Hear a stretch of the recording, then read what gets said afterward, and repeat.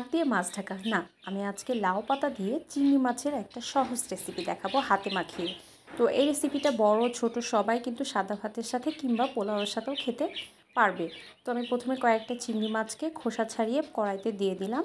তারপরে আমি দিয়ে দিব 4টা লাউ পাতা কুচি করে নেওয়া। তো এটাকে ধুয়ে রাখা হয়েছিল, প্রথমে খুব ভালো মতো ধুয়ে নেওয়া হয়েছে। তারপরে আমি একটা পেঁয়াজ কুচি দিয়ে দিলাম, তারপরে দিয়ে দিব কয়েকটা কাঁচামরিচ, তারপরে দিব পরিমাণ মতো লবণ, আর দিয়ে দিব হচ্ছে হলুদের গুঁড়া, আর দিব হচ্ছে আদা রসুন পেঁয়াজের পেস্ট। তো আর সামান্য পরিমাণ তেল দিব। এখানে তেলের পরিমাণটা 1 টেবিল চামচ মতো দিয়েছি আর কি আমি। তো 1 টেবিল চামচ পরিমাণ মতো তেলটা আমি দিয়ে দিলাম। দিয়ে এখন এটাকে খুব ভালো করে হাত দিয়ে মাখিয়ে নিব। হাত দিয়ে মাখাবো কারণ এটা হাতে মাখিয়েই রান্না করছি। হাতে একেবারে যাদের সময় কম থাকে তারা কিন্তু ডায়েটেও এই রেসিপিটা রাখতে পারে।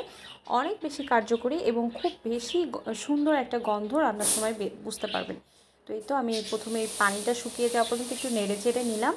তো যেই হাতে মাখিয়ে রান্না করেছিলাম তারপরে এই অবস্থা। তারপরে আমি এখানে হাফ কাপ পরিমাণ পানি ব্যবহার করেছি। তো হাফ কাপ পরিমাণ পানি দিয়ে এটাকে আমি আবার ঢেকে দিব।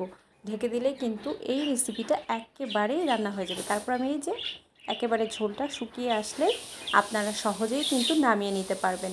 তো যে সকল আপু ভাইয়ারা ডায়েটে আছেন তারাও কিন্তু খুব কম করে হলেও এই সুস্বাদু রেসিপিটা ট্রাই করতে পারেন। আমার মনে হয় সকলেই অনেক বেশি পছন্দ করবে। তো আল্লাহ হাফেজ আজকের মতো।